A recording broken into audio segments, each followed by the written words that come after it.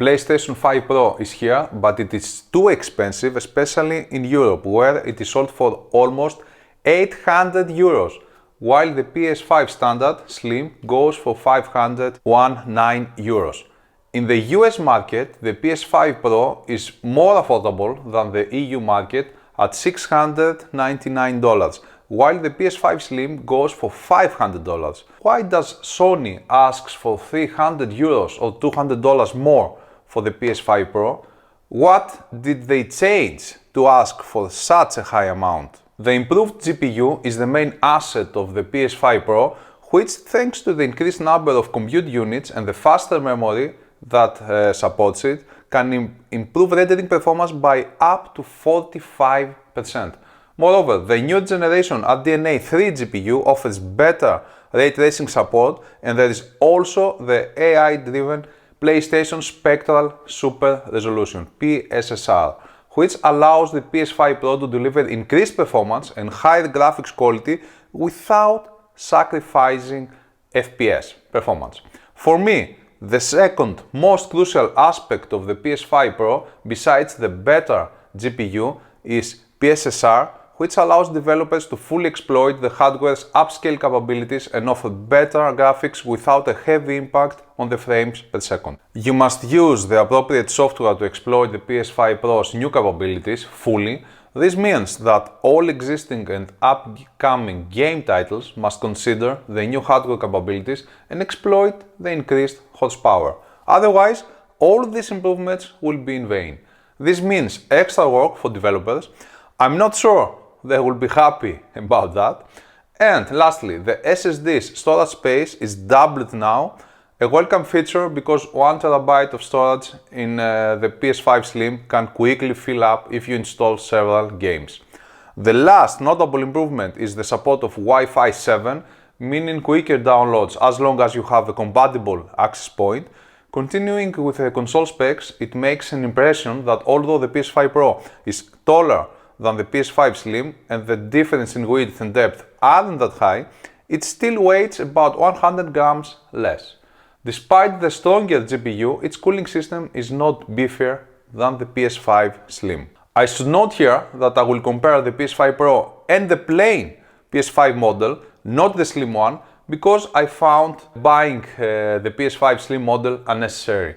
Also, Sony didn't provide my PS5 Pro review sample, but I bought it out of my own pocket. You can easily distinguish the PS5 Pro from the different box. The exterior design doesn't differ notably from the PS5 Slims. The basic difference is the multiple black stripes, while the older model only has one. The panel's curve is higher on the top side. We find the power switch and two USB Type-C ports on the front side. For those of you wanting a disk drive, you can install one once Sony makes them available for purchase, and you will use a different faceplate. Currently, the PS5 Pro is only digital, so if you have any games in disk drives, you won't be able to play them with it. Another annoying issue is that the vertical stand is not included in the bundle, so you must purchase it at an additional cost. So, not only the new PS5 Pro is notably more expensive than the PS5 Slim, but it also lacks this basic accessory. The controller remains the same. It's not that easy to break apart the PS5 Pro, as is the case for the Slim and previous PS5 models, because of the vast amount of screws that you have to deal with. The CMOS battery is much more accessible now in this PS5 Pro, a highly welcome feature for repairmen. The top cover heatsink is a huge pain to remove because of the dozens of screws that Sony used. Another smaller heatsink that is held in place only by the thermal paste. I'm not sure if this provides optimal cooling. The top side of the mainboard, still attached to the main heatsink. This slot is used to connect the optical drive once Sony makes them available for the PS5 Pro. Many capacitors are installed at the back of the APU to help it handle power spikes. The 8 large chips surrounding the APU are GDDR6 RAM modules. There is an additional DDR5 RAM module in the PS5 Pro, which most likely handles the regular OES operations and not the games, since it is notably slower than the GDDR6 modules. The 8 GDDR6 modules are by Samsung and have 2 GB capacity each. This is the South Bridge. You should pray not to break because it costs 42 euros or around $46. The onboard storage and the storage controller. The Samsung flash memory chips are soldered on the mainboard, but you can expand the console storage through the mainboard's NVMe slot. Each of the 4 flash memory chips has a 512 GB capacity for a total of 2 TB.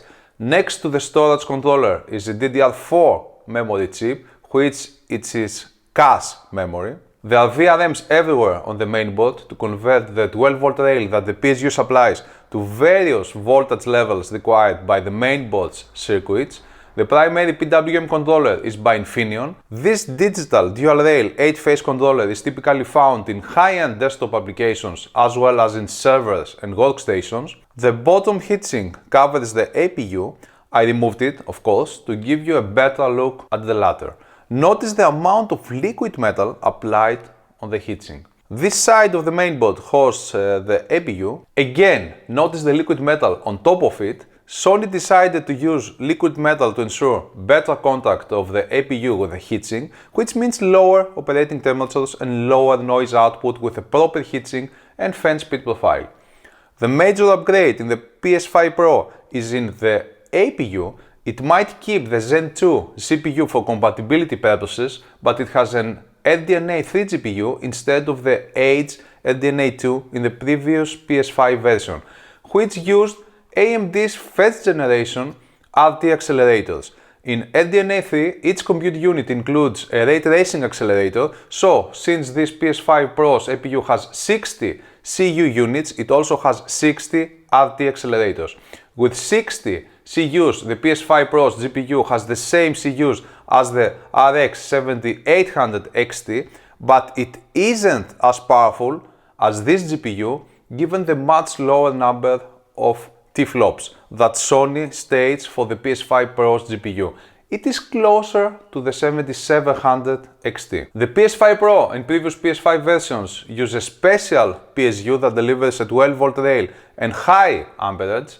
The PSU's model's number is ADP 420DR, which can provide up to 35 amps with 12V output or 420W. The previous PS5 versions used ADP 400DR PSUs, which deliver 20W less full power.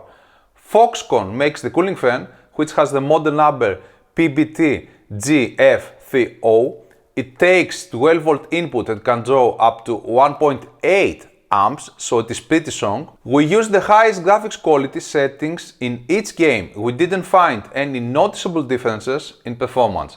Note that in most games, the PS5's maximum quality settings are not as high as those of the PS5 Pro. Fortnite is a highly popular game, especially among younger users. My son used to play this game a lot. There are noticeable differences in both Fortnite maps. I tried Ratchet and Clank, one of my favorite titles in the PS5. I will always buy immediately any Ratchet and Clank game once it is out, since it offers lots of fun thanks to its amazing gameplay. According to the game developers, a new graphics mode called Fidelity Pro offers new RT features in the game settings. This mode is only available for the PS5 Pro.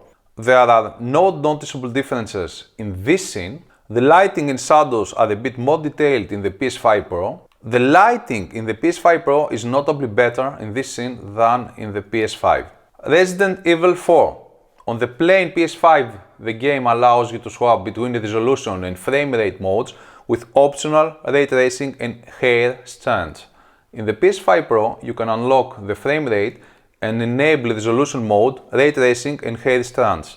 The game will still run at 60 FPS with all these graphics options enabled.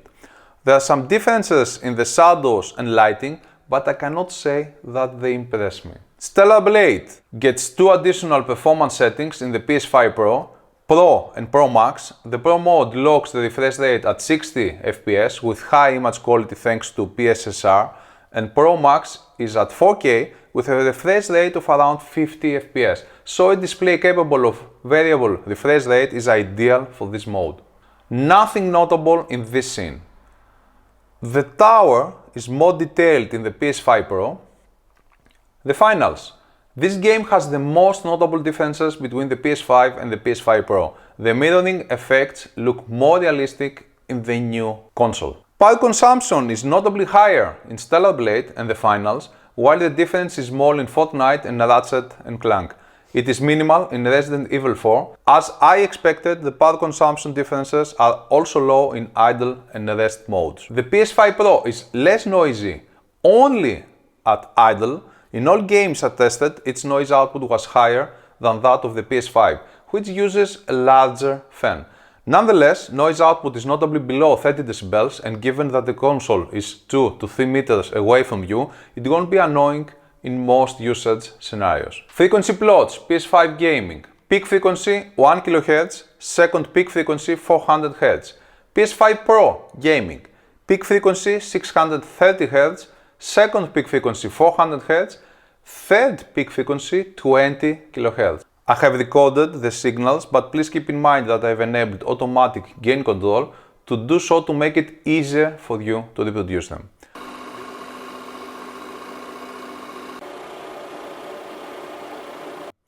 The PS5 Pro's noise might be higher, but there is no fan-bearing noise, which is evident in the plain PS5. Although the latter has 2 years of operation, it was meticulously cleaned before the testing sessions. The new PS5 Pro has some notable features, including the stronger and newer generation GPU, increased storage space, Wi-Fi 7 connectivity, and PSSR, PlayStation Spectral Super Resolution Upscaling technology, which is not supported by previous generations of PS5 consoles.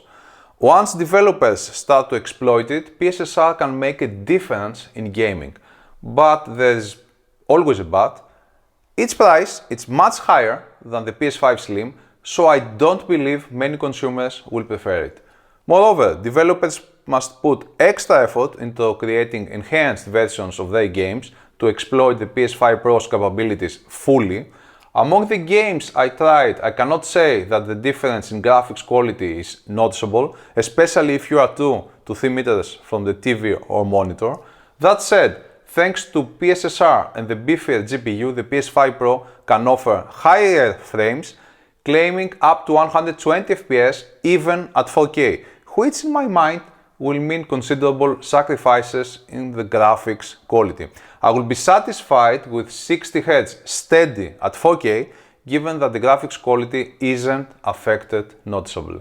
During the part analysis process, I noticed that Sony tried to suppress the production cost by using smaller heatsinks, but with more heat pipes, especially compared to the first generation PS5. Moreover, the cooling fan is smaller now, but has around the same power needs as those used in the previous generation PS5 consoles. The only problem is that the new fan has to spin faster because of the smaller diameter, which increases noise. Note that the PS5 Pro is noisy, but compared to the PS5, not the slim version, it is notably noisier in gaming. Overall, I find the PS5 Pro a highly capable gaming console. However, the price difference with the base model is too large, so shops have a huge stock of PS5s for Black Friday week and only a few PS5 Pros. Only if Sony phases out the previous PS5 generation consoles could it push the sales of the PS5 Pro, but this would hurt the pocket of users wanting to get a capable console at a price close to $500. Personally, I was forced to buy the PS5 Pro for the needs of this review. No, Sony didn't send me one, else I would stay with a plain PS5 non-slim that I already have. That's all. Thank you. Bye bye.